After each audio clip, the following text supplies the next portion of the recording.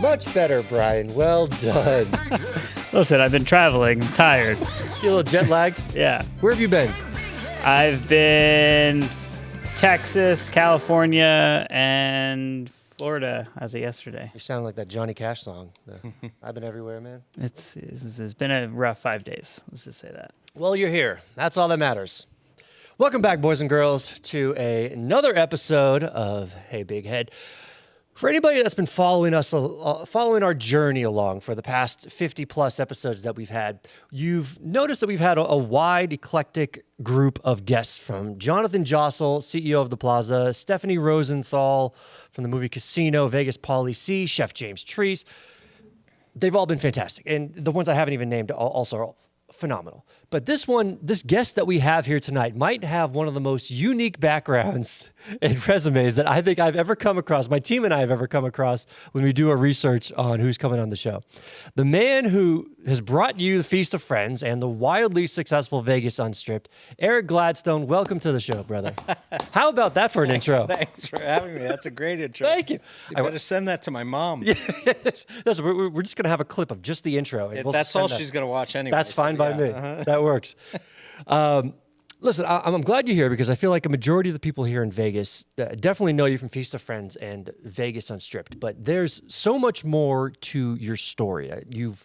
You've covered, obviously, the music side of things. You've covered the entertainment, the food, the nightlife, and just Vegas culture.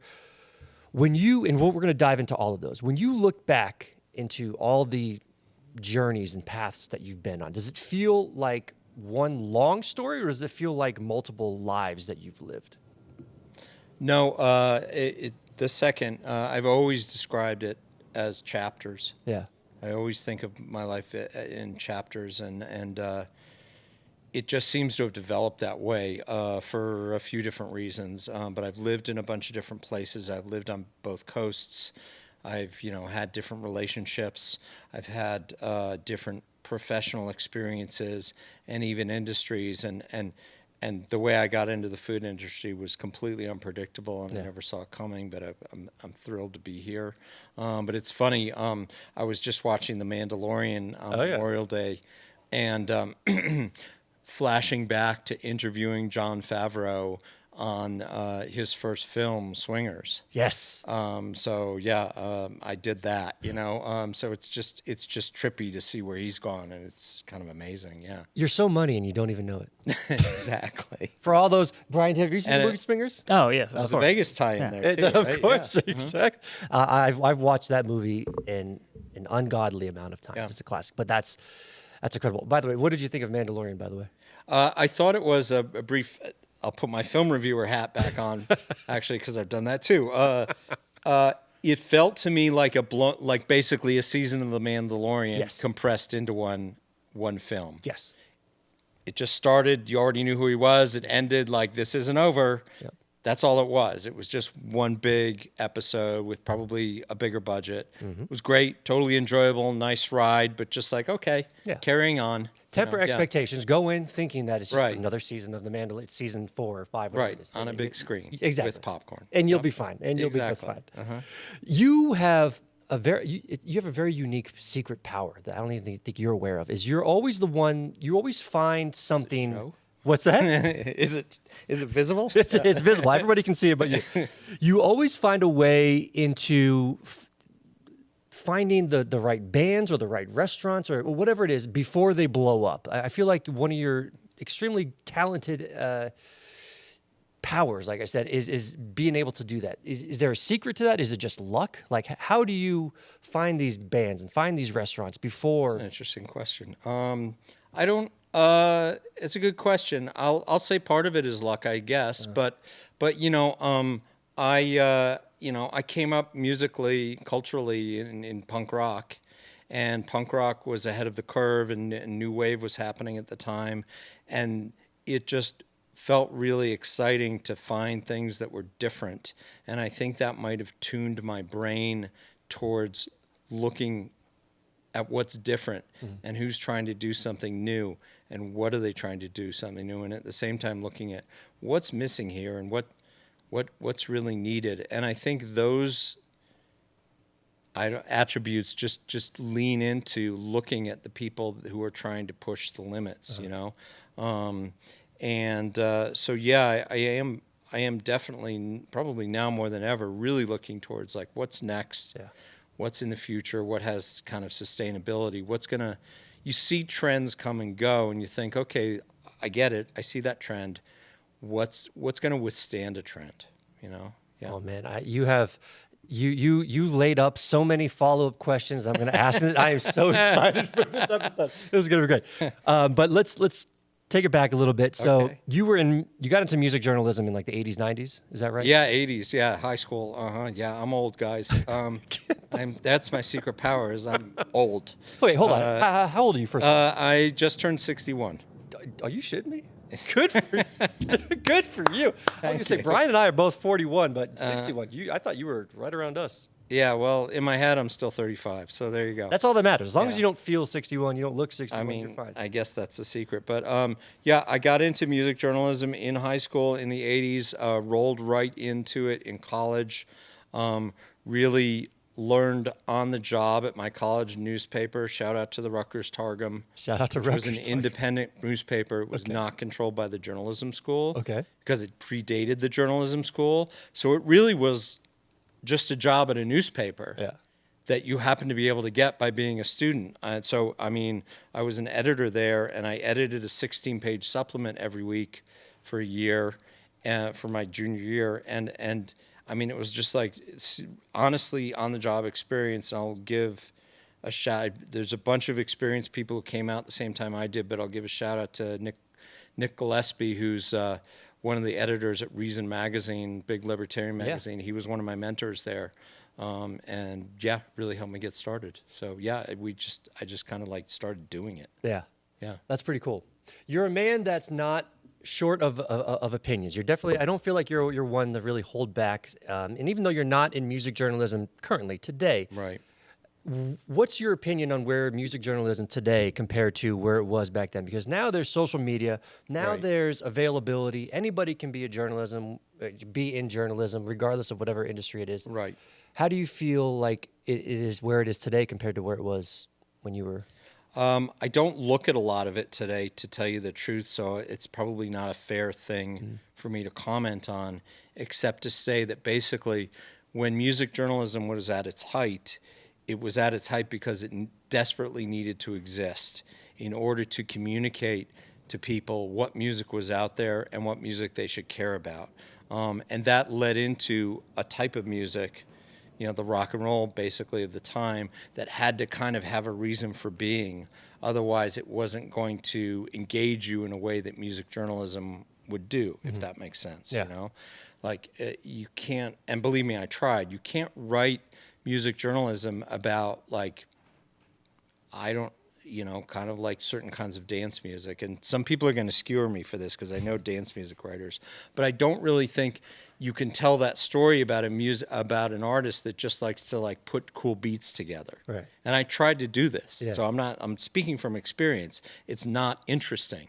You know, it's interesting to read about artists that have passions and that have personalities and that have challenges. You know, that's what made rock journalism or music journalism in general be what it was when it needed to exist. But now there are so many other ways of communicating what music is about. Simply, you can go on your phone and just listen to the music. Right. I mean, rock journalism existed at a time when you couldn't do that. You couldn't even, you used to be able to, way back when, you go in a record store and they'd play the record for you. Right. But then there was this whole phase from sort of like the 60s onward through most of my, growing up. You couldn't listen to the record. You want to listen to the record? Go buy it and take it home, Yeah. So, but now you can listen to almost anything in a second. So why does music journalism need to exist? Sadly, I didn't make it happen this way. It doesn't really need to exist the way it needed to. I know it carries on, but I feel like it carries on in the way that a lot of journalism carries on right now in the post-internet age. Yes. Which is that, and I've been a freelance writer, so I know what I'm talking about. A lot of articles exist because someone's got to write about something. I got to write about something if I want to get that check. What can I write about that an editor is going to say, oh, we can print that. People will react to that. Yeah. That's how the cycle happens now. It's not happening because someone needs to know about this news.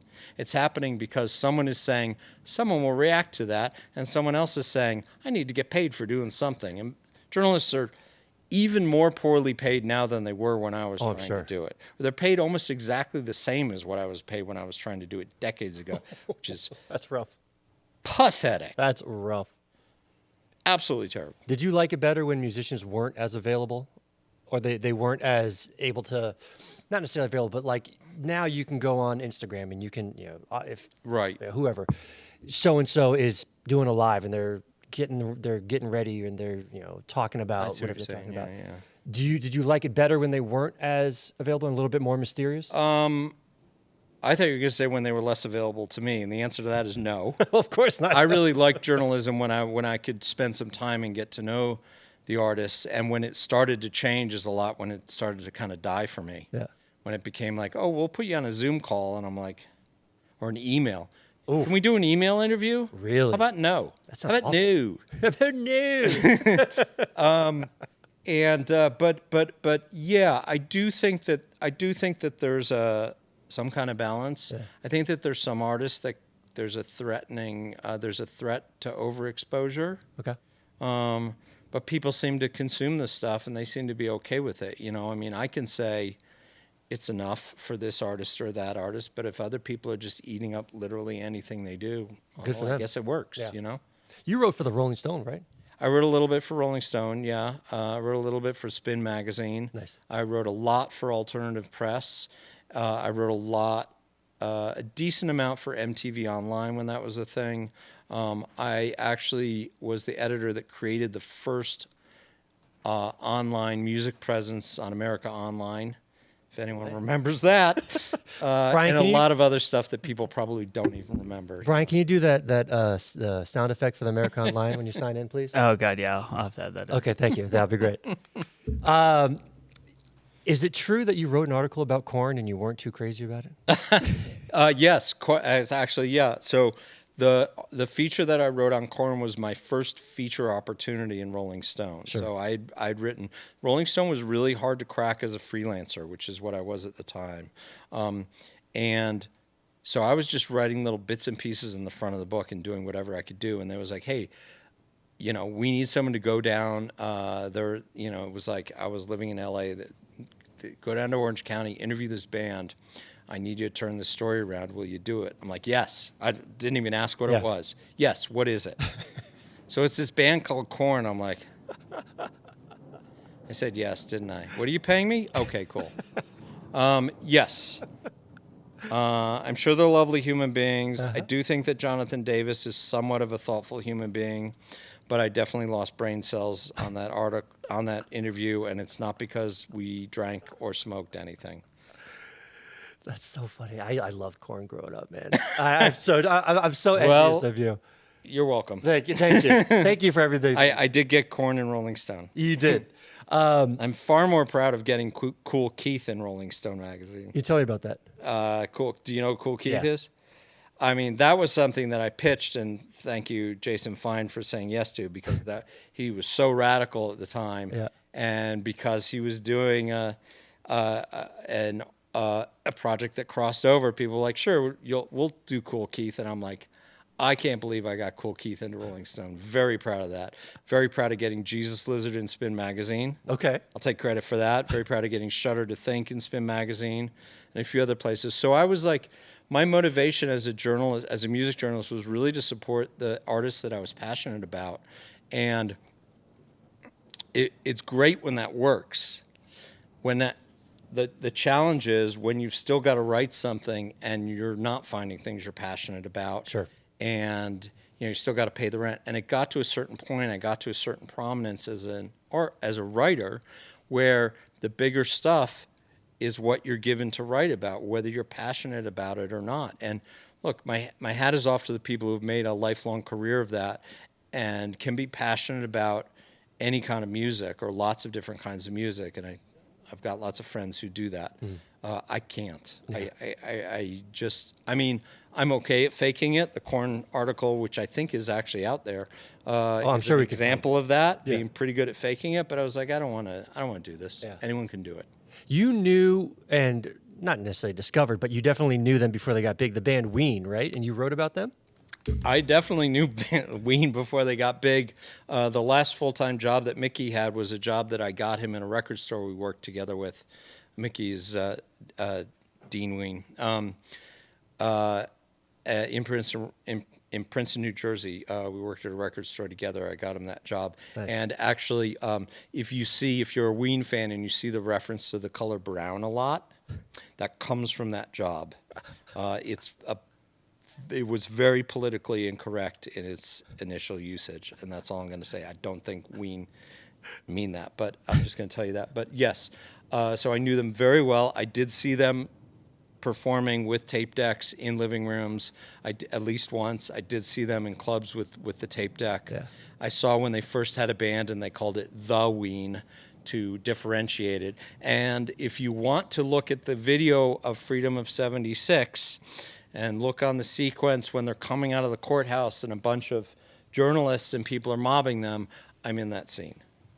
You know, So that's my claim to fame. You know what I want to do with you? I want to take like 2 or 3 edibles, put on a vinyl, and just hear stories about whatever stories you have to share. That sounds fucking amazing. Just a Friday night. Neither of us have to work the next morning. We're just listening to You're on. whatever. Let's do it. Let's do it. Yep. Brian, you're in it too, whether Yeah, you're in it, man. whether you like it or not. And then one more question about the journalism side. Yeah. What is the most memorable, or the interview or the article that you wrote that's you're most proud of? So there's a few things, and I'll put in the shameless plug now. I did actually put them together during COVID into a book called Anything But Nirvana, which you can find in Kindle through Amazon.com, and maybe you guys will be kind enough to post the link or whatever. Oh, for sure. There's a lot of fun stuff in there. It's kind of the greatest hits and a lot of fun things. So there's a few big things in there. A few things come to mind in particular. So the Smashing Pumpkins story was obviously a really huge story that to a certain extent fell in my lap, but how I handled it, I think, was pretty unique. Can you elaborate on that? So they were making Siamese Dream, and and it was going to be a cover story for Alternative Press, and it was going to be the first story written on this. So they flew me first to Chicago to hang out with them there, and then they flew me to LA to hang out with them while they were mixing the record. And it was an incredible discovery. I figured out, it was basically, Billy Corgan likes to talk. He's a big talker. He has his own podcast now, which I've listened to a bunch of, and he's a really good interviewer for the most part, when he doesn't talk too much about himself, but God bless him. God bless you, Billy Corgan. But he just wanted to really unload a lot of what he was feeling, and we did bond and connect on a certain level. Like I think that was definitely a thing, and it was a very fractured band, but that was the story where everyone found out that it was a fractured band. Everyone thought it was a real band, and it was not Billy doing everything, and et cetera, and that was the story where it's just like not just Billy, but all of them made it pretty obvious that like, yeah, this is not what you think it is, and they didn't love that the story came out as it came out, but it's like there were no secrets, they all knew what was happening, and I certainly didn't go in with an agenda at all. I mean, that wasn't the agenda I expected. Right. So that was a huge story. That took a solid month out of my life just focusing on that. Easily could have turned into a book if I was in a different era. Sure. I think I would have gotten a lot more recognized for it if I was in an era when there was social media. Instead, I was pretty much nobody noticed. People just copied my story. Was this early 90s? This was 93. Yeah. Like I said, guys, I'm old. But I still have the studio master tape that they gave me of the album. Wow. Which is pretty cool. That's pretty cool. It's pretty cool. That's pretty cool. So that was really a huge deal. Interviewing the Beastie Boys was a huge deal because I definitely, it was a great article to write. It was also a groundbreaking article to a certain extent because people don't realize that the Beastie Boys had fallen massively out of favor after after License to Ill. Okay. Paul's Boutique was almost totally overlooked. It did go gold, but it didn't. It was really, really overlooked. Check Your Head, they had to fight their way back. I petitioned many magazines to write about Beastie Boys during Check Your Head and was turned down many, many times to write about the Beastie Boys because they were so out of favor.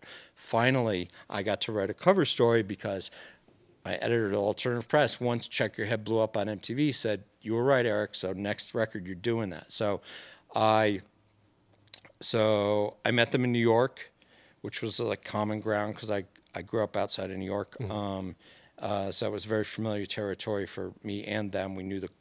We came up during the same kind of culture in the 80s. And then I met them again in LA at their studio. And that was a time when I was literally transitioning to living in LA, and I ended up living in LA 2 blocks away from that studio. And so that was a really important story to me because that relationship turned into my editing Grand Royal for 3 issues in 8 months, which was a crazy time period. But so that was a really big deal for me. And then I guess the third one I would probably say was Beck because I wrote several stories on Beck. And I was living in LA at the time, and we just kept running into each other in different scenarios.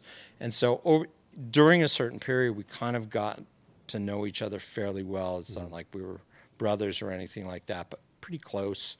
In as close as I think you can get in a journalist artist kind of way without crossing that line, I guess. What's he like?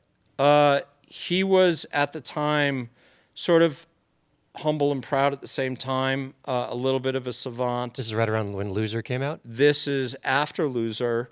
This is Odelay. Okay. So I was in the studio during Odelay, which is a pretty cool thing to say. Again, that's fucking awesome. It was pretty fucking cool because I was also friendly with the Dust Brothers at the time. Yeah. Again, Beastie Boys connection, all that. It's just, this is the world that I was in. So I got to do that. And then into Mutations and a couple other albums, I think, after that.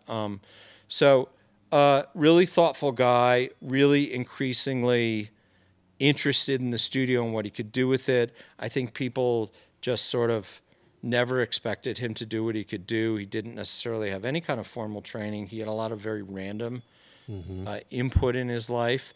But I think, I don't know, overall a decent guy. Yeah. I wouldn't say he's the best human in the planet. I wouldn't say he's the worst human on the planet. Yeah.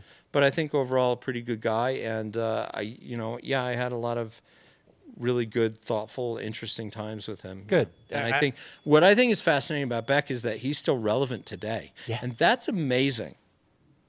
That's amazing when you think about that. That's crazy.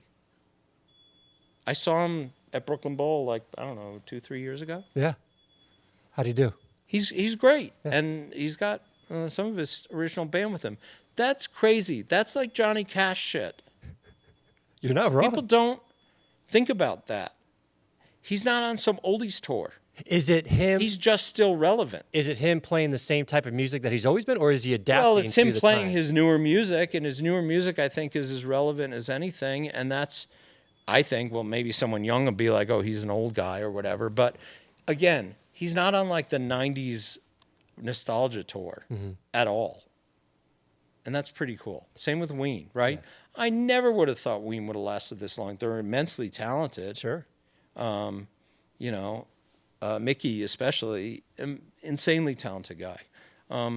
But I think they would think you're crazy to think that what they're doing was last this long. I know he definitely was all he wanted to do with his life, but still, it's awesome. It's really great to see that. Yeah, absolutely. Yeah, absolutely. It really shows the talent and the skill that they have to be able to stay relevant. It's spot on. I do want to touch on anything but Nirvana, if that's all right. Your book that you wrote in 2021, I believe. Is that right? It was published in 2021. Love that. Do you feel like the 90s alternative culture was as great as it was, or is it just nostalgia now looking back on it that we kind of... Well, Yeah, it's funny. I mean, to look at when you go through different eras and you look at, there's always some kind of nostalgia, right? And it gets weird when it's nostalgia for a time that you remembered in the original thing. It's like, and you realize that nostalgia always makes things look different or shinier than they were. You know, Happy Days and American Graffiti were nothing like what the '50s was like. They were this idealized thing, you know, and on, you know, and so on and so forth from there. You know. No, I was always, and this is what the book talks about, I think the 90s were kind of like, you know, Dickens used to say the best of times and the worst of times, you know. They were really great in that it was the last kind of bastion of just like rock with that passion, rock when it mattered and it wasn't just sound. Yeah. You know, I think it's just sound now, and okay, fine, sorry. You know, if you like certain bands, like I hear people repeating lyrics that they memorized, and I'm like, yeah, but this lyric doesn't mean anything. Like, I don't know. What does it Who mean? cares? You know, people still love the Clash for a reason. Yeah. People still connect to it because it's that passion is so real. So, I think the '90s were a super conflicted time in the music industry because people wanted to be authentic and people wanted to be legitimate and people wanted to be seen as doing it themselves, but the machine was hard at work trying to make that look commercial, you know? So it was an incredibly conflicted time, and nobody wanted to kind of own up to that. Yeah. And that's a lot of what I sort of explore on the fringes of the book, you know, is just like the idea of culture being so conflicted the whole way through. I mean, Billy Corgan's probably the perfect example of that. You can tell he's conflicted all the frickin' time. He wears a t-shirt that says 0, you know? He's so conflicted, but he wants to be a rock star. Yeah. But then he's like, but being a rock star is stupid, you know? Yeah. And both are right, you know? It's like being a rock star is great, and it's also incredibly stupid. You wrote the book when you were 20, 30 years older than you were in the 90s. Right. When you took first of all, how long did it take you to write the book? Well, it took me a while. I mean, I spent a lot of time thinking about it, and then what I did was I went back and looked at my original articles, and then I tried to find the original sources, and I found that in a lot of cases, I had sent in versions that were way too long and they were cut for space. Mm-hmm. So I was like, well, this is cool. I can restore the original versions and offer more than just here's the things that were printed that are out of print, which was really cool. And in some cases, that was radical. Like my Nick Cave interview was double in length, you know, which is pretty cool. That was also a really great interview. Yeah. And there's some other examples of that. I tried really, really, really hard not to filter it. So there's tons of political incorrectness in it by today's standards. We love that. You know, and it's not because I was trying for it or not trying for it, but I was like, I'm not going to change this language to make myself sound smarter or better than I was.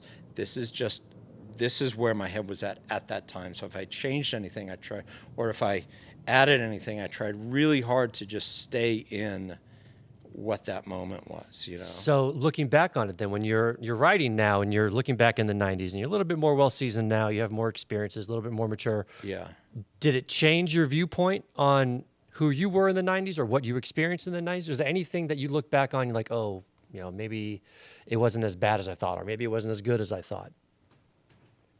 Or maybe I should have tried to hit on more girls. Or maybe I should have tried to hit on more girls.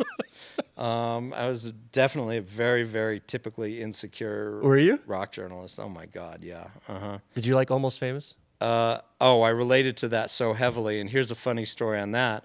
I related to that. Of course you have an Almost Famous incredibly heavily, really related to that. And when I worked for Us Weekly, I got to that's when the movie came out. I got to interview Patrick Fugit and do a feature on him. Nice. And so that was really a trip. And he really, you know, he really kind of lived that. He really got into that world and that story and what it was all about. You know, he didn't just kind of like show up for it, and it didn't, you know, that you know, it was a meaningful experience for him. So it was really trippy to do that. And we went record shopping, and it was really cool. That's pretty cool. I remember him pulling out and I think it's in the story, we're flipping through, and he pulls out one of Carly Simon's covers, the one where she's like, you know, all there. And he's like, wow, she's hot. I was like, this is amazing, you know. So Really cool guy. So yes, I connected very, very deeply to that experience, and I got to do several things like that in the '90s. And it's, those, as much as that's a Hollywood movie, it's not far from the truth, except if you add in hours and hours of this. Yes. Sitting, waiting. So much of that. That's So much. What are you listening to now? Well, I might have to pull up my Spotify. Let's see. For that. What's your top 25 or the 2025 top most listened? Oh, geez, that's. Well, I don't even know how to. How many if I could Taylor, how many pull that Taylor up, I Swift would. songs are on there? What's that? How many Taylor Swift songs are on there? Be honest. 0. Although I will say that I listened to Taylor Swift a lot when my daughter was younger. Okay. And I totally respect her as a songwriter and as a performer, and what she's done is amazing. And I think, she's great for what she is. She's a great pop star. Mm-hmm. She deserves everything she's got, as far as I could tell. Let's see if I can. Is there an Eric Gladstone playlist that we can share with our fans and followers? There's a few different playlists depending on. I'm trying to look at some Wolfman. Let's see. There's an artist called Oh He Dead. Madeline Peru. These are all the new things that I've been turned on to lately. Good. Wet Leg are awesome. I like Wet Leg. I like Youngblood a lot. Yeah. Just was listening to Punch Brothers. So I do get exposed to a little bit of new stuff. You typically go back to the old the I classic stuff? tend in myself to go Father of Peace, Soko. I'm going through this list that my ex and I put together, and pulling out the songs that she turned me on to, honestly. Pokey Lafarge, You actually Rubber Bucket. You said Soko, and it reminded me. I want to ask one more journalism question. Yeah. Did you interview Yoko Ono?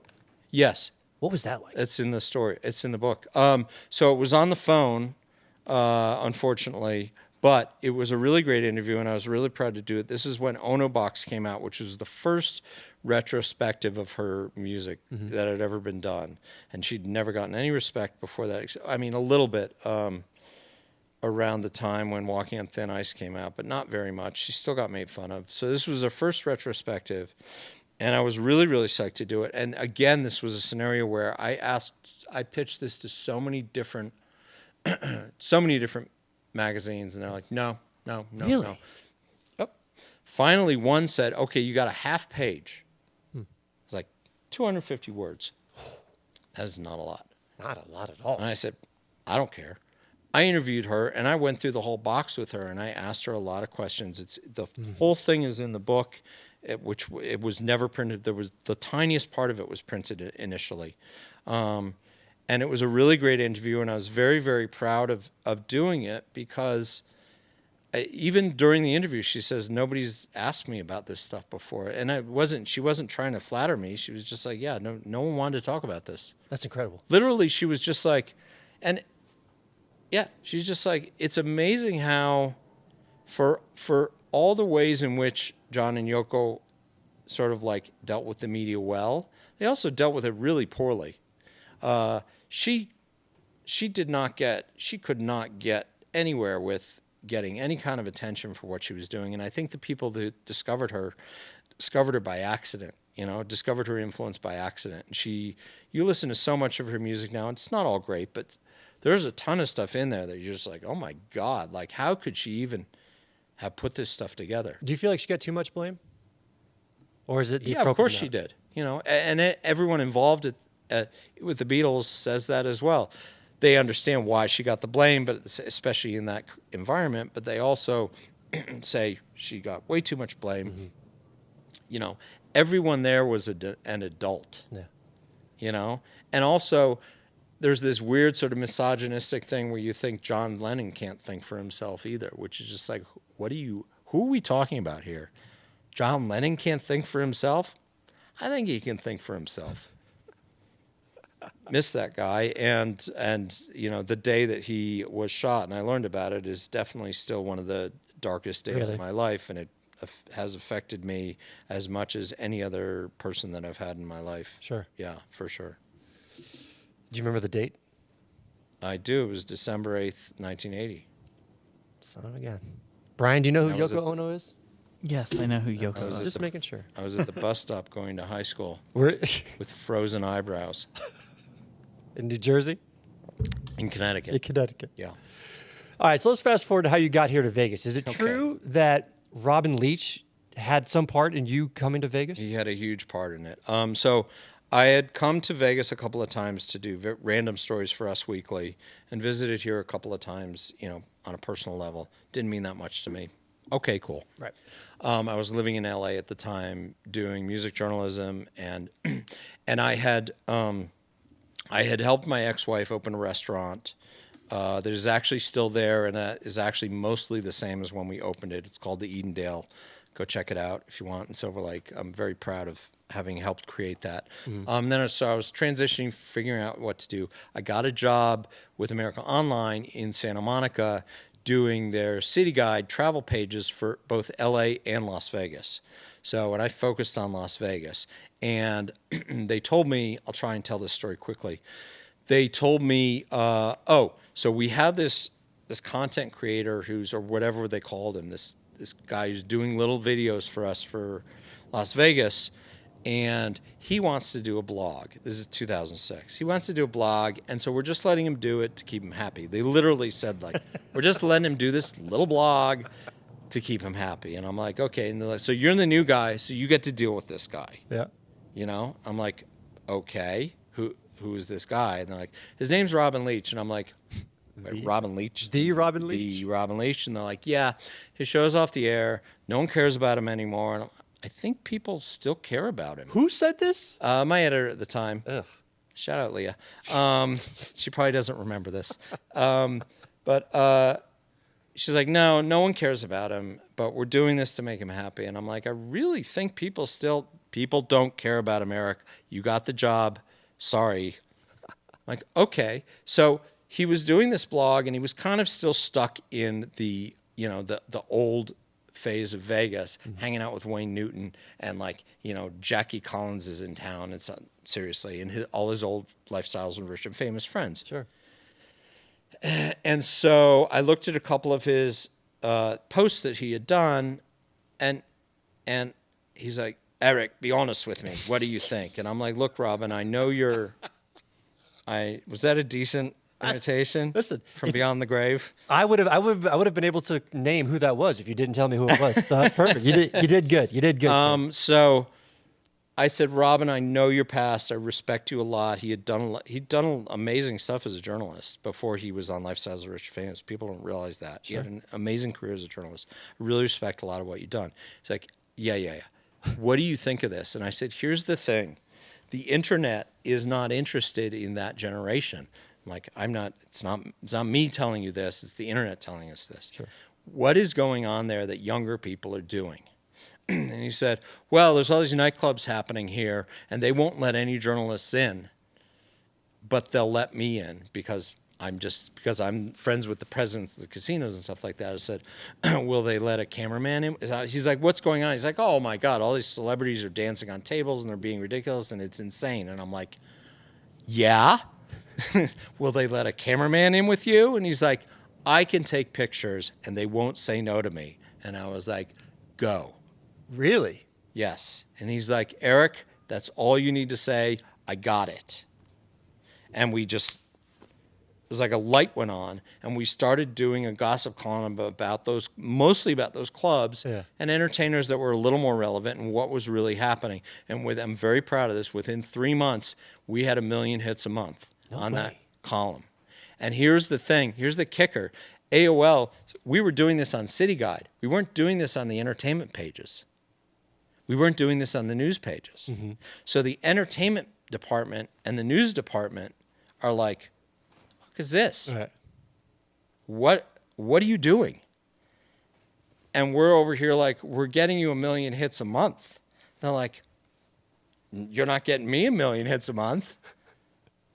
So it was a real struggle and this lasted less than short of a year. Sure. But it was a real struggle because we would struggle to get on the homepage. And when we got on because it was like the main editor was like, damn right, we're putting Paris Hilton on a dancing on a table on the homepage. Mm-hmm. And then news or entertainment was just like,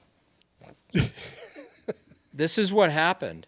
And I ended up getting laid off, and I'm like, I don't understand. I'm getting all these hits. And they're like, yeah, but not for what we're supposed to be doing. And I'm like... That blows my mind. And I still have a letter from Robin Leach that he sent to the president and all these people basically telling him, taking his hat off to me, which was really nice. That's awesome. And so at some point during that period, anyway, this has obviously gotten into a long story. I'm okay with that. Robin's like, Eric, when are you coming out? And I'm like, what do you mean? You've got to come out to Vegas. I'll show you around. I'll introduce you, blah, blah, blah. Okay. So I go to my editor. So, by the way, when do we go to Vegas? And she's like, well, you can go to Vegas anytime you want, but we write this from here. Really? Really. This is not... Yeah. Plenty of people do that now, too, by the way. Unfortunately. Deep, dark secret. So I went to Vegas on my own dime, and Robin Leach introduced me around the Strip. Crazy. And imagine that kind of thing. This is my guy. Get him whatever he needs, which I don't think I ever took advantage of because I'm an idiot. But, yeah, he introduced me to all these chefs, all these people, all these VIPs. I walked around with him where he got stopped every 10 feet. Mm-hmm. And sometimes he'd be very kind about it. And sometimes he'd be like, I'm trying to get somewhere. Yeah. You know, like, but he wouldn't wear sunglasses or anything like that. And he was kind of hard to disguise anyway. So it was interesting getting to know him. And then once he introduced me around, I realized what an opportunity there was for journalism here. And so I started writing for publications here, still doing celebrity stuff. I did a lot of celebrity stuff here. I wrote, I think, 18 cover stories for Vegas Magazine. Okay. Within a couple of years. Good for you. It was a lot. I did a lot for Greenspun overall. I worked for a bunch of other publications and online things here. And then finally, I decided to move here because it was just ridiculous to be paying LA rent and doing most of my work here. I mean, I would come here like twice a month. Wow. And stay on friends' floors and stuff like that. And so finally I moved here. And then after I moved here, I realized that I kind of was feeling like I was done as a journalist anyway. Yeah. You know, I got to that point where it's just like, this is not going to go anywhere better for me. So that's when I got an opportunity to switch over to doing social media for a PR company here. I got that opportunity, which I'm very grateful for. And then that built into everything I'm doing now, basically. So what you're doing now is you're the head honcho at Feast of Friends, which... What is a honcho anyway? You know, it's just you. This is a honcho right there. Okay. Explain to everybody what Feast of Friends is for the few people in Vegas that aren't familiar with it. There's a lot of people not familiar with it. Oh, Feast of Friends. Feast of Friends is an all-encompassing marketing company that focuses on the food and beverage industry, and more than ever, mostly on independent food and beverage. And we really aim to do everything marketing related, which is what kind of sets us apart from other things. We obviously focus on PR and social media to a great extent, but we also do brand development, which we've done several times. We do a lot of brand design work. We've done music playlists actually for a lot of restaurants. We'll do kind of anything that's needed in order to develop in that. We've done a ton of websites. Just kind of anything that a restaurant needs. Because we feel the whole concept is that it all needs to be one voice. And when you split it up into different people doing different jobs for you and they're not in the same place, you're never going to have a consistent voice. It's almost impossible. And each one of those players is only going to be interested in satisfying that one role that they have and not the big picture. So we're a big picture strategic company. I love that. You and Amy were a huge part, and I want to thank you for this, and us getting Chef James Trees on the show. He was a fantastic guest. It was a great interview. Yeah. That's great questions. He was fun. He was a good time. Yeah. Look, and I am very grateful for James for honestly giving me my start as an independent, because he was, as soon as he learned that I was thinking of going independent, he said, "Good, here's the check. You're hired." So how'd you guys meet? How'd you guys get hooked up? So we met. We had met a couple of times on various random circumstances, but didn't really mean anything until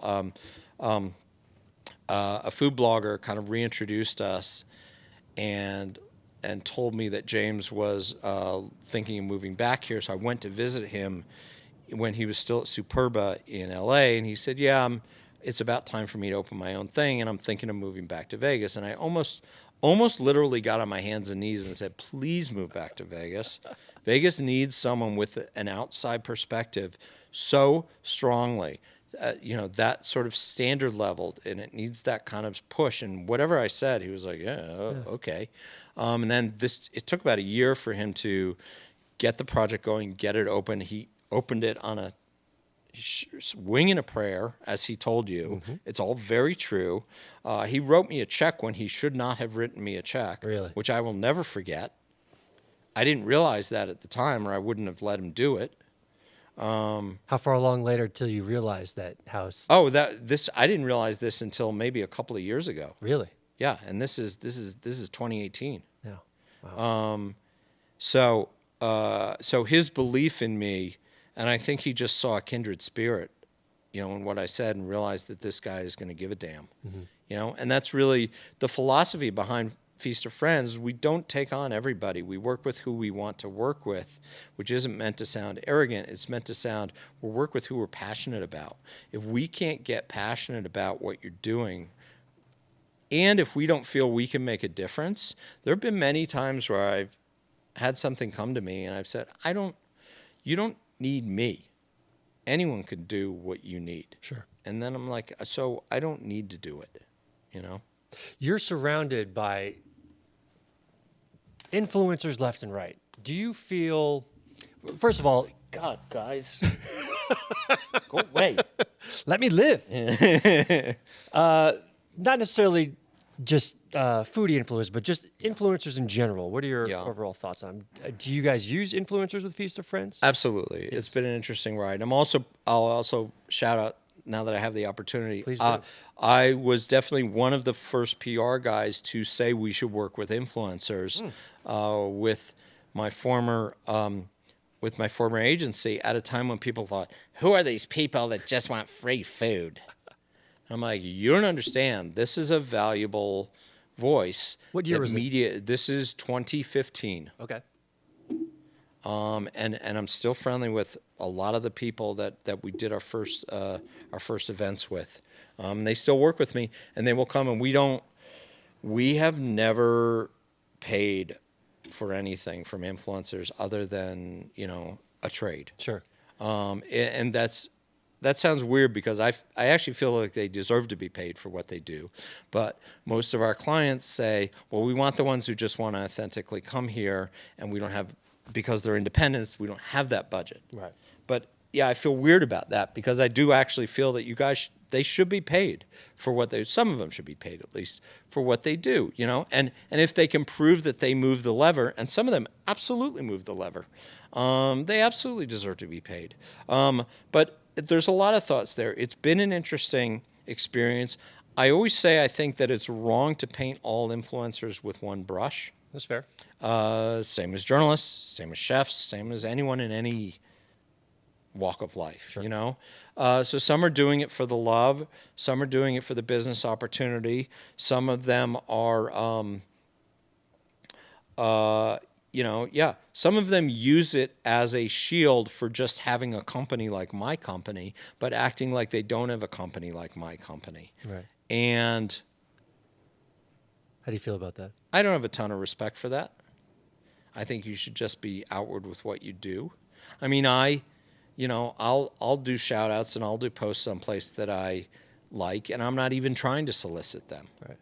But so I have mixed feelings about that. I don't think that's a great model, and I think it's going to end up running its course.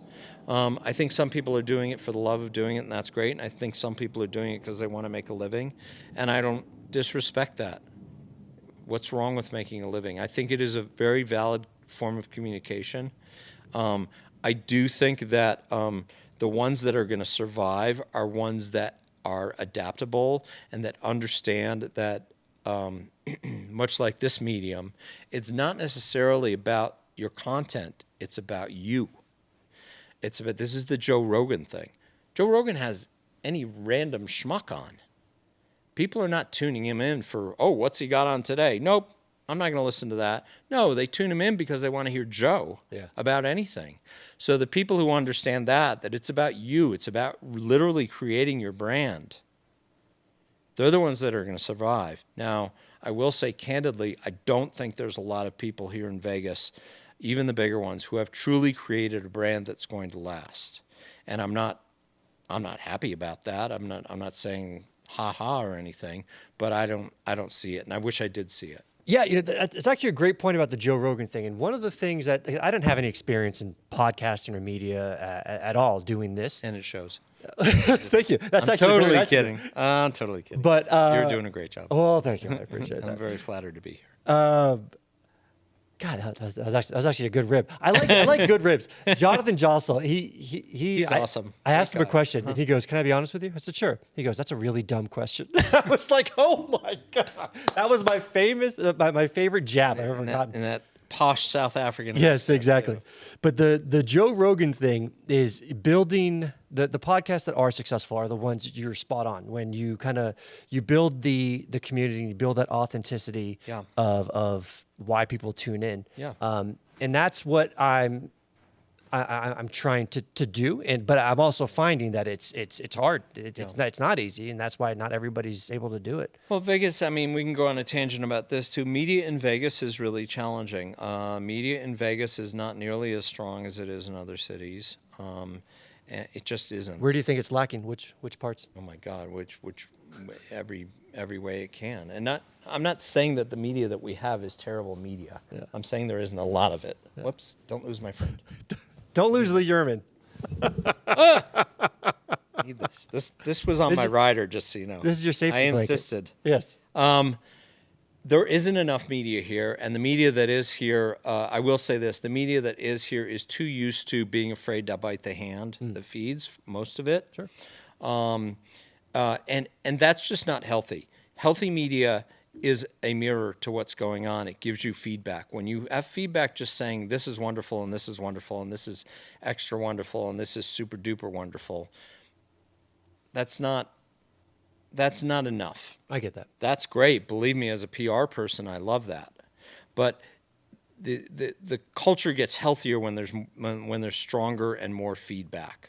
And the other problem is that a lot of people will get into media as they'll try and do something like you'll do, and they'll just not be consistent. They're not set up to be consistent because it takes a lot of dedication. It really does. This is not, as you know, the road to riches. Mm-hmm. You know, it isn't. It's got to be a labor of love first, and that's why a lot of things come and go here, and it's kind of Groundhog Day, and it's really challenging. I really do think that doing PR and marketing in Vegas, especially off-strip, is harder than maybe any other place in this country.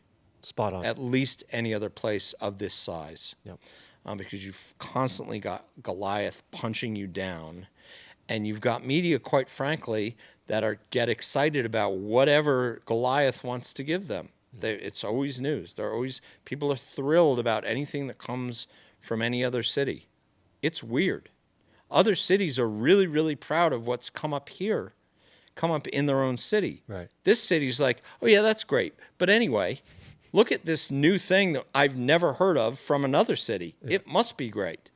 Over and over and over again, we get that here. This is the thing that I wake up every morning to fight. This is the fight that James and I have been fighting since 2018. This is what Unstripped is about. And this is, for the most part, what, every client that I try and work with is connected to this somehow, One more question before we get into Unstripped. That's a perfect segue.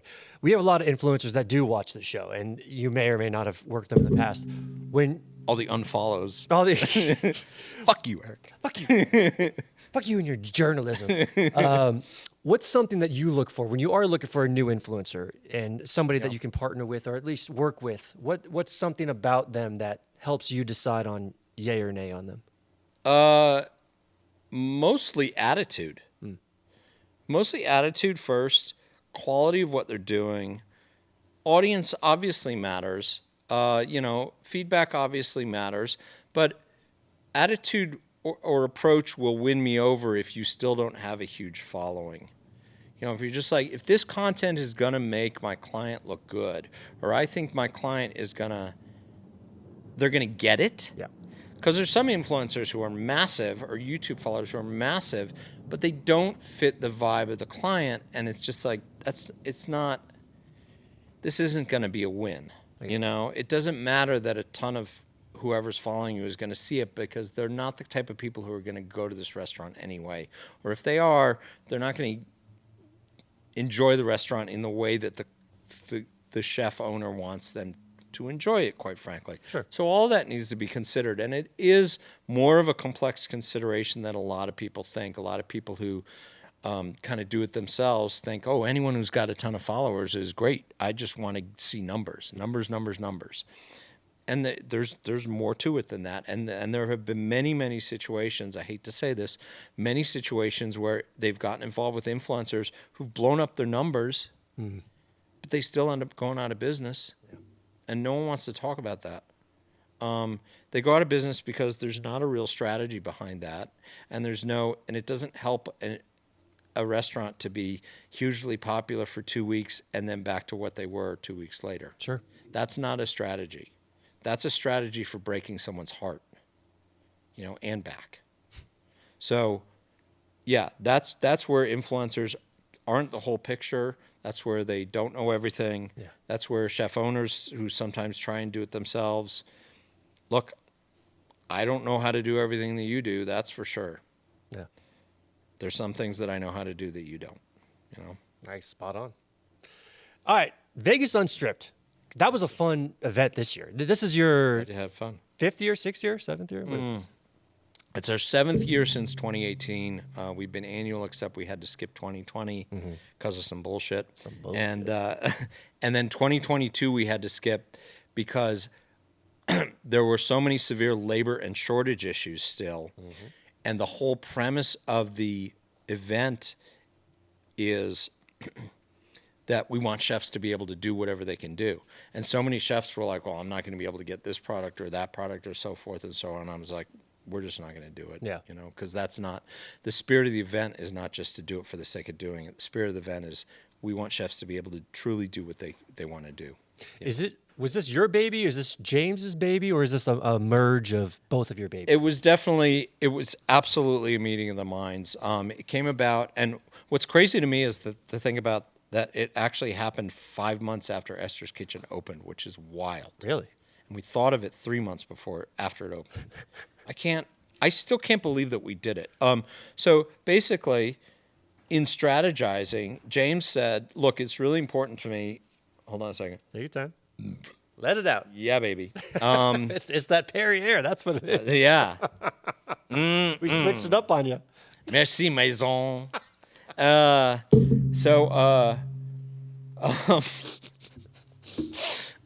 was nothing in that but water, by the way. And I'm deeply disappointed, I have to tell you. So 3 months after James opens, he's like, okay, so what can we do? Eric, what can we do to just support the off-strip scene? Because people are not getting it. People are not understanding the value of the few people off-strip who are really doing some things. What do we do to tell this story? And I said, well, okay. My thought is the biggest problem with the off-strip scene at that point especially was people live in Henderson and they refuse to go to Summerlin. People live in Summerlin, they're not going to drive 15 minutes to this place in the Southwest. It's a whole They different don't want to world. go north. Yeah. Which is incredible because I've been spending time in other cities where you have to drive a half an hour to get anywhere. LA, it's an hour to get anywhere. Here, people are bitchy about 15 minutes, and it drives me nuts. Our ancestors traveled days Yes. to get from point A to point Thank B. you. We Right? can't go For 20 some minutes nuts down to and- 15? Yeah. Give me a break. I get it for some nuts. So I said, basically the problem is people will say, oh, I've been to this restaurant. I've heard about that one, but I haven't gotten there. So I said, if we really want to make a difference, we should put all of these restaurants in one place for an event that sorry, I lost my train. One event so people can see, oh, there are all these restaurants I've been meaning to check out, and now I know what they're about, and I want to go check them out. He's like, bingo, love that. He said, you know what? We can just do it back here in behind Esther's. And I'm like, really? He's like, yeah, I'll make them clear out the parking lot. It'll be enough room. And I'm like, are you sure? I'm like, okay. So he says, all right, so when do we do this? And I said, well, boom, baby. Boom, baby, there it is. Eureka. So I said, he said, when should we do this?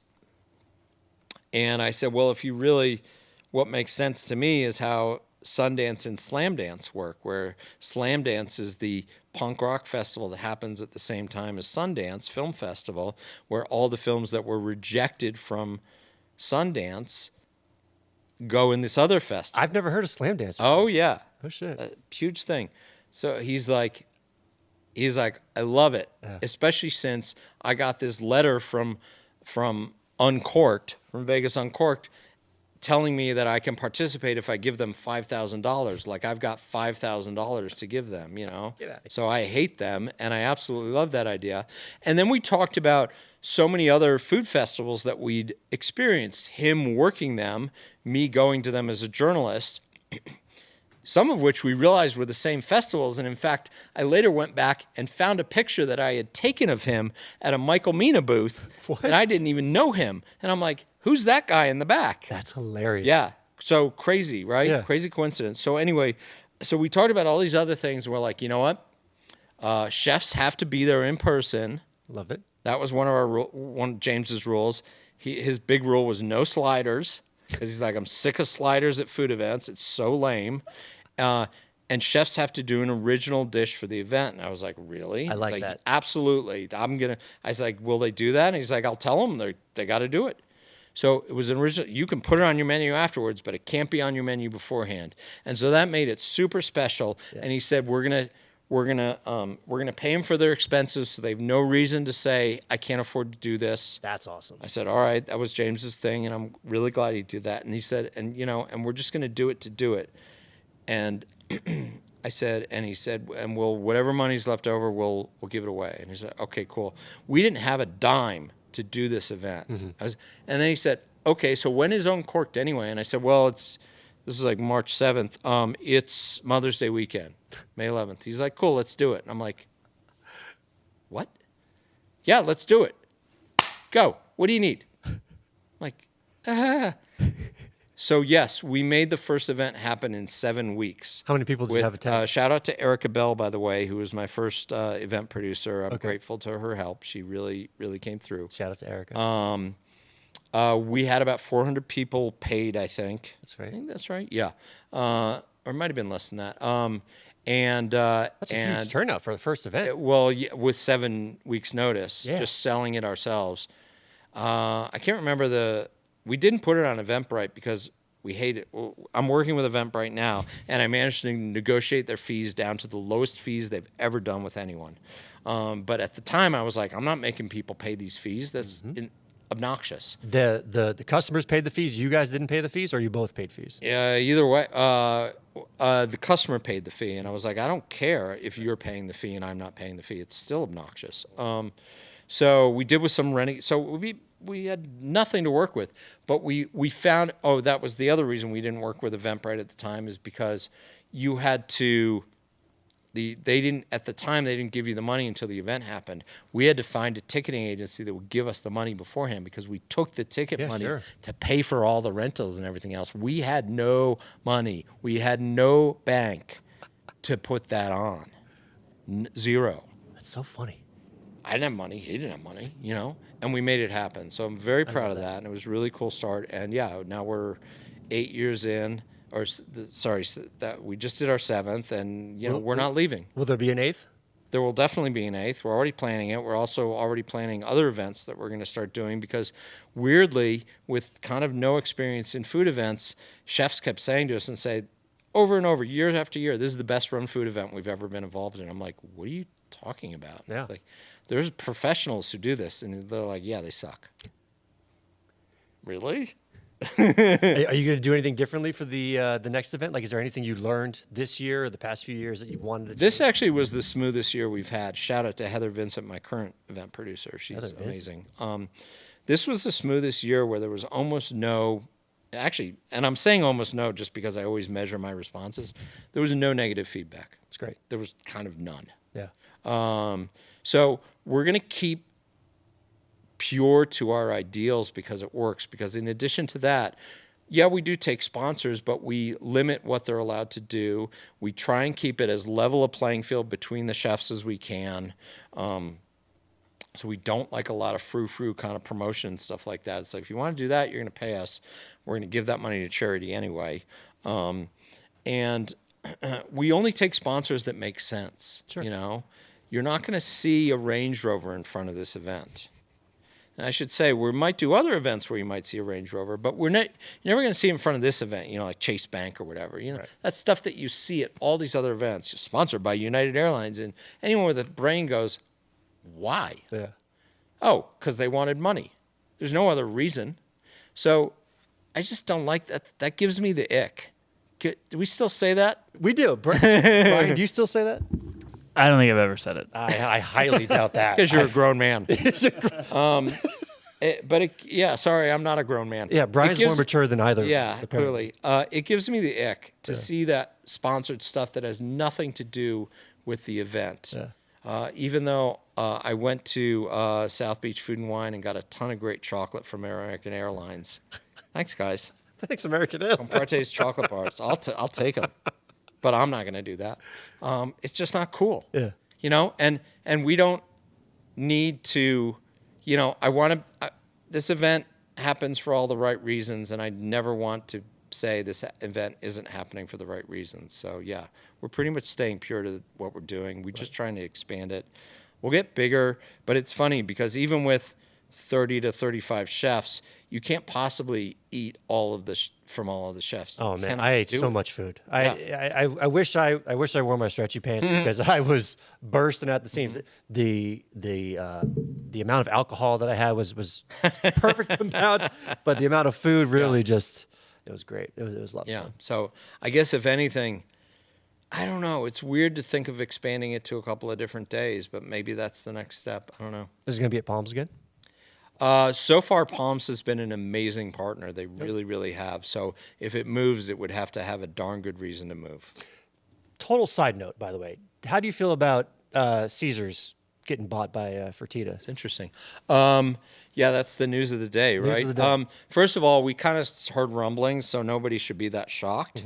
Secondly, I don't know. I don't think it's worse than Caesars has been the current ownership of Caesars. I don't think it's going to get worse.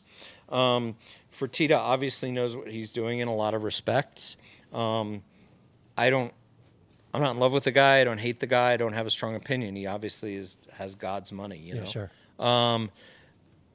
I'd rather see him invest in that than a lot of other things. I do think that that group of properties has really lost its luster and lost its way in a lot of ways. I think they're far too dependent on these celebrity chef things that they keep rinsing and repeating on. Was it just Caesars that he bought, or did he buy the group of other? He bought the whole group. Oh wow. So good news for Harrah's, that's for sure. Wait, why is that good news for Harrah's? Well, God, that's been the stepchild of their group for forever. That poor, the redheaded stepchild. That poor property just gets no love or attention at all. You know. So yeah. I mean, I think it's good news for. We'll see what happens with Caesars. Caesars, you know, has really fallen to the middle, right? Flamingo has really fallen to the low middle, right? What else do they own Brian, anymore? Brian, you would know this. I should know. I used to know this stuff backwards and forwards, but I'm trying to remember. Let's see how. Is it Planet Hollywood? Is it Planet Hollywood? Do you have They own Planet Hollywood? Hollywood, so, you know, Soul Belly, Miracle Mile, which isn't technically part of the Caesars property, but, you know, shout out to them. Go to Miracle Mile. Miracle Mile, actually, now that I'm working with Soul Belly and I'm walking around in there, it's a decent mall for a mall. Yeah. For a mall on the Strip, for sure. Mall on the Strip, sure. But, yeah, Planet Hollywood used to be a pretty cool property, right? And I don't think anyone thinks of it as cool now. don't really hear So about I think it's a net positive. Good. Listen, I hope it works out. For Vegas, for just the locals and the Yeah, tourists, I mean, I think he's, as an owner, he seems to be very responsive to listening to the marketplace, and that's always a good thing. few more questions and we'll get you out of here. I'm in no rush. Okay, good. A lot more questions, then we'll get you out of here. Excluding anybody. Nobody's going to watch this whole thing. Nobody that knows me, that's for Listen, sure. if your mom doesn't watch it, then this is a whole. Mom is definitely not watching the whole Come on, Mom. It's okay, Mom. I get it. We could say anything. Your mom's not going to hear it.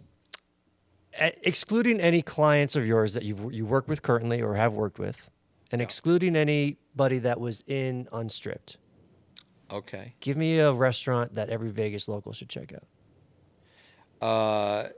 Shanghai Taste, I've wanted to get into Unstripped for forever, and Jimmy and Joe know that. Why do they say no? I don't think they have the bandwidth. Oh, really? And that's I've had that challenge with a few Asian places that I've wanted to get involved. Raku is another great example, and another great shout out to all of the Raku properties. Yeah, they don't have the bandwidth, which is really something that I've tried to figure out. How do we do that? How do we thread that needle? Yuzu, Kaiseki Yuzu and Omakase Yuzu, former client. They're really great at what they do. You're a big Asian food guy, huh? I'm an everything food guy, honestly. But we're a big Asian food city. We are a huge Asian food city, and not every city has the kind of the diversity and the quality of Asian food that we have here. Yeah. It is one of the biggest and best things we have here. Okay? So, yes, in that sense of, some of the best food in Las Vegas is Asian food, and there's so much of it that's good. In that sense, yes, I'm a big Asian food guy. Yeah. You've dealt with musicians, you've dealt with chefs, some celebrities, some not, some some successful. Yep. Who's more difficult to do? I found that there's a lot of similarities between musicians and chefs in that they're kind of artistic at heart, but also craftspeople at heart, and they want to be businessmen at heart. And some can do all those things, and some can't. I don't need to say this to flatter him, but James is truly unique in his ability to balance all of those things. It's very, very, very unusual, even with some of the most successful chefs that I've interviewed and spent time with. They are not as good as he is at balancing the cooking, the menu creation, the marketing, the branding, and all of the other stuff, and the messaging, and obviously the economics of it, which is the hardest part. He's really, really good at it. And if people wonder why he's so successful, I'll take a sliver of credit for it, but most of it goes to the fact that he's really unusually good at the business part of it. Most chef owners aren't that good at all, and because they didn't have that's not who they are. They didn't have that training. And a lot of people, there aren't a lot of super smart business people in the food world. There's a handful of them. There's probably maybe 24 people who are top business minds who happen to be involved in restaurants, because top business minds think, this isn't the best way for me to make money with my brain. Yeah. It isn't. You have to get into restaurants because you're passionate about them. Right. Because it's fun and you feel good about it, and they bring people together, and it's, there's satisfaction in what they do. That didn't answer your question at all. Listen, I was intrigued about your James answer, though, because James, I knew of him, and as a guest, I met him because he did his table touches at whatever restaurant. But when he came on, that was the first time I actually able to have a conversation with him. Yeah. And I feel like anybody that gets to know him, they'll have a different answer as to why they think he's successful. For me, I think he's successful because, and he said this, he said, people want to know how you get the gold. It's by working your balls off. And he works so hard. And I feel like you can work hard and not get the results. Yeah, you can work hard and not get the results. I mean, that's sure. But it's his definition of working hard. It's not anyone's definition. And there's different. What do you mean? There's different types of working hard. You can work your butt off. You can slave away at the stove every day. You can put out a perfect dish every single time. That's not going to get you there by itself. There are some scenarios where people might just gravitate to you. This is not a city where anything is organic. Yeah. Very, very, very few places have gotten over the hump just from organic success. mostly you got to get out there and talk about it in one way or the other. You got to remind people that you're there one way or the other, especially years in. Yeah. You know, and I'll take pride in more in the clients that I've had for a very long time, like James, that can still stay relevant, that's still top of mind for people. Excuse me, that's way harder than here's a new thing, because people love every single new thing. They love the new thing. You know, so yeah, sure, work hard, but James's definition of work hard is also work smarter. Yeah. Keep an eye on all aspects of it. Listen to people.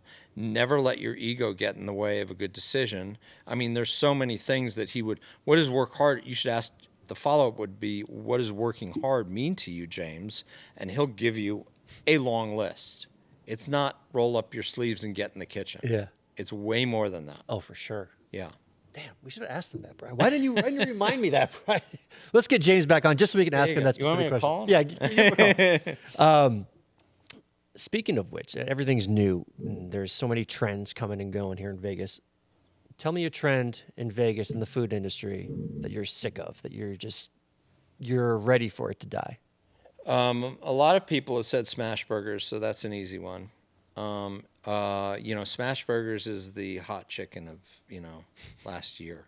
And there will always be a trend, and that's great. Trends are fun. Trends are great.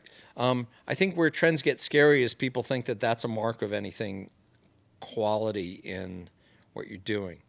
You know, the next trend that's coming out is steak frites, like that's a big deal. Now, don't get me wrong. Shameless plug, Diamond Spur Provisions steak frites, which is $18, is amazing.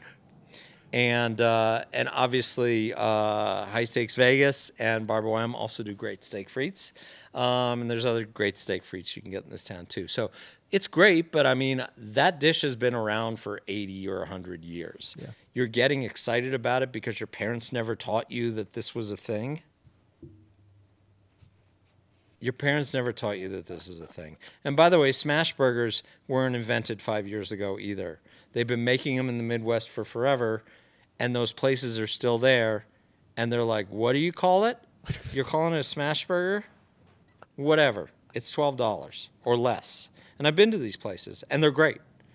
But yeah, smash burgers as a trend is going to crest. What am I sick of? I'm sick of.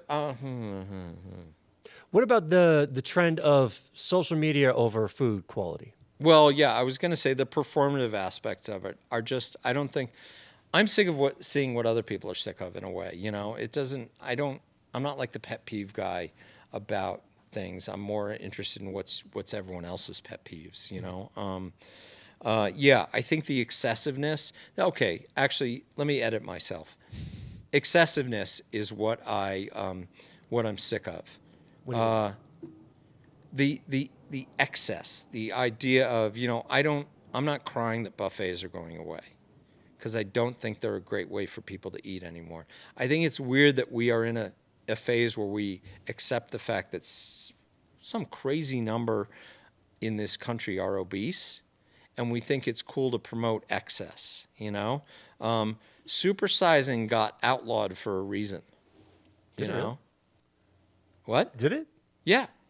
I mean, I guess it makes sense. I haven't heard of getting supersized in a long time. At least in some states, you're not allowed to do that, you know? But we're getting back to this stuff, and I see kids. I saw kids in the theater the other day holding these 32-ounce Cokes, and I'm just like, that's more than you should drink in a day.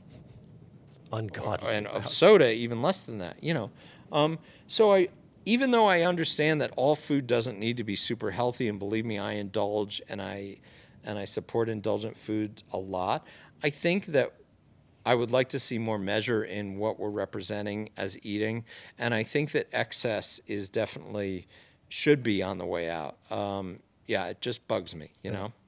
Well, we know what's next for Vegas Unstripped. What's next for Feast of Friends? What do you want to be next for Feast of Friends the next year or two? We're trying to get better with what we do every day, honestly, and the game is changing consistently.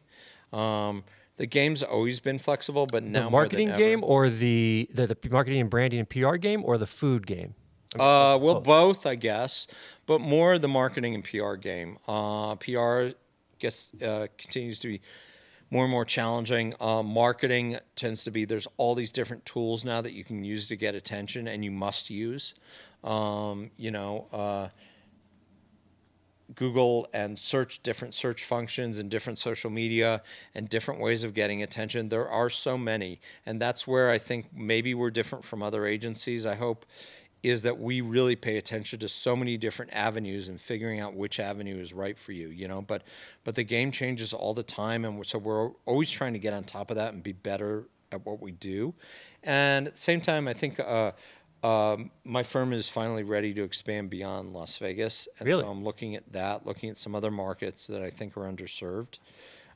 Because, I've sort of realized that, we've kind of built some muscles trying to represent off-strip Vegas in a place that does not, is like the last thing, it's the hardest thing. People still are telling the story that, there's places off-strip to eat, like it's a new thing. They're still calling Esther's Kitchen a hidden gem. Okay. And there's still journalists that still refuse to acknowledge that there's anything happening off the strip, which is really wild. That blows because you're my just mind. missing out. Yeah. But so we've realized that we've gotten pretty strong at the game that we do, because we've worked in one of the hardest places to do this stuff. So we're looking at some other markets to expand on, and so that I think is what's in the future. Have you got your hands dirty with AI at all? Yeah. Clean hands. It's a necessity. It's here. I think we're going to figure out what's good and what's bad about it. I think when I see people using Claude or ChatGPT or whatever to create graphics, I'm just like rolling my eyes. Like, guys, it's so obvious, and you do not realize. I will say this, side note. For whatever reasons, I seem to be very tuned in on looking forward. And so I'm really focused on looking forward. So I find that I'm always, this means that I can tend to see potential in things or in people that they might not even see themselves. And that's challenging sometimes. But I can also see when something's a trend and that trend's not going to last forever, You think AI is a trend? Well, overall, no. It's a tool that's here to stay and it's going to change humanity. And am I happy about that? No, because I read a ton of science fiction when I was a kid. And it's dystopia. So overall, no, I don't think it's a good thing for humanity because, and you're going to see me do my own little mini podcast or whatever on social media tomorrow. People are more likely, how do I want to say this? Take your time. People will rather be lazy than be happy. And I'm going to expound on that on my own thing. That's going to be our opener yeah. for this episode. That's a good one. People That's a would good line. rather be lazy than be happy. And that points to why people won't drive 15 minutes to go to a restaurant that they heard was great, And so AI feeds into your laziness. Oh, for sure it does. And they would rather create a graphic that looks great from AI, but it's the guy's got 6 fingers and you didn't realize that, or it's just looks the same as every other AI graphic. And you can tell instantly that's an AI graphic. Yeah. There's plenty of tools that you can do to create images without using AI if you're just not that fucking lazy. There's the passionate Eric Gladstone I was waiting for. There he Let's is. go, baby. We're starting the whole episode Yeah, over. We're there doing you this. For you. Well, Eric, this was fucking awesome, man. Listen, as our last guest in this studio, Wow. this was Heavy. This was a phenomenal. I'm moving in. Yes, I'm not leaving. I'm not going anywhere. Yeah. Oh man, Eric, this was awesome, dude. I'm so glad that we're able to connect. I'm so glad that we're able to sit face to face now. This was awesome, man. Thank you. Yeah, I enjoyed it. Oh, for sure. Check out Feast of Friends. More importantly, check out Vegas Unstripped, and we'll provide the Amazon link for anything but Nirvana. I appreciate that. For sure. And you know what? If I buy, because actually my co-host that wasn't able to come here tonight, I'm not insulted. she wants you to autograph a book, a copy of anything but Nirvana. So we're gonna buy a couple, and I hope that you. All right. Well, I guess you'll just have to have me back in the news. I guess listen, I'm serious. We're gonna do the edibles. We're gonna pop some. We're gonna listen to some vinyls. I'm gonna hear some stories. Yeah. We're gonna be. I'm unhinged. a vinyl guy. Yeah. Still. Yeah. Absolutely. What's your go-to vinyl? My what? One piece vinyl. of You have vinyl? one vinyl. The end of the world. Dystopia. Well, is dude, here. it's Pet Sounds, obviously. It's what? Pet Sounds. What's Beach Boys. Come on, dude. Like I was supposed That's to like. know that. Not Ween. Not Korn. I have Ween's first album that nobody has. That there's 500 copies of, by the way. Do you really? Live Ween. Yeah. You got some cool shit. I have. What's the biggest flex of like an item that you own that nobody else has? Shit. I have a Beastie Boys tour book. You mean vinyl music wise, or I have One Apron that's autographed by a bunch of great chefs. I've got a few different cool autographs of chefs and cookbooks. I have a photocopy of the first check that James wrote for me. That's pretty cool. I don't know. There's You got a whole museum. I got a lot of shit collectibles. actually. I'm very much on the. For anyone who's been to my house knows I very much like. How do I balance the pack ratness of my life and try and keep? Are you it a pack rat? contained? I'm not a pack rat, but I have a ton of shit that I've had. I collect a lot of stuff. Yeah. Eric Gladstone, thank you so much for coming on, man. This Thanks is a awesome. lot. It was a This great is time. Good stuff. Brian, you got any last questions before we get on out of here? I'm good. You're it was a very fulfilling episode. A lot of information. Scratch that itch. Just processing it all, huh? Exactly. He's just processing it all. Well, this is awesome. Boys and girls, thank you so much for listening. Check out new episodes each week on I have a question. BigHead.com. Yes, hold on. Let's pause this music real quick. Hit us with it. What do you got? Why do you do this? Why do I do this? Because the art of conversation is something that I am passionate about, and it's a lost art form that is dying. And everybody's texting now. Everybody's email, Right. whatever the hell they're doing. But I love hearing stories of other people. I started this podcast. So Neon Boulevard is my digital marketing company. Okay. But I wanted to have a podcast. I was like, I have all these great business owners from SAT, ACT prep company that was on Shark Tank to a phone sex hotline. And like the business owners, their stories were just so unique. And I was like, it'd be a great way for They me still to. have phone sex? You'd be surprised. Wow. You can hear some of the recordings. They're blowing my mind. The wildest recording is an operator transforming into a werewolf, and that did it for the caller. But yes, so I wanted to have a podcast talking to business owners. Yeah. But then the last thing I wanted to do after a 10-hour workday is talk more about business. So it kind of turned into this Vegas local type podcast where we talk to local decision makers or local influencers or just people that are just in Vegas and talk about news and topics, and that I'm having fun with, and we're having a good time. And I've done a lot of things that have failed, so I know what failure looks like, and this is the opposite. I'm getting such positive engagement. I'm getting such great results. The team that I have around me is fantastic. Brian makes us look so good and so professional, so that's a huge plus as well. And it's a good time, and I get to grow my. Where do you think Vegas is at right now with the Fertitta sale and everything else? I think will they take it private then? Is that what's going to happen with Caesars? I think isn't Fertitta. I guess he's.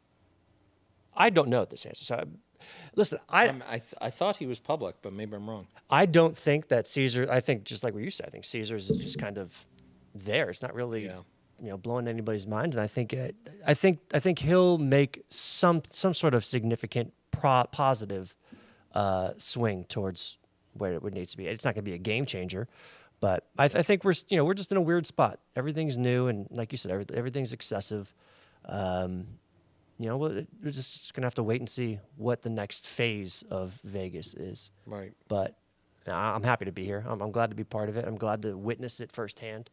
I'm glad to have a good network of friends that are knee deep in it as well, and kind of see their viewpoints on it. But it's going to be interesting. I'm hopeful though. Vegas always finds a way. It does. Somehow, some way, Vegas always finds a way. Yeah. Right on. There you go, boys and girls. Let's hit that outro one more time. Eric Gladstone. What's your Instagram handle, by the way? Because people are going to want to follow. I am at EC Gladstone on everything. EC Gladstone on There's it all. also The Feast of Friends on everything. And Vegas Unstripped also. Vegas Unstripped.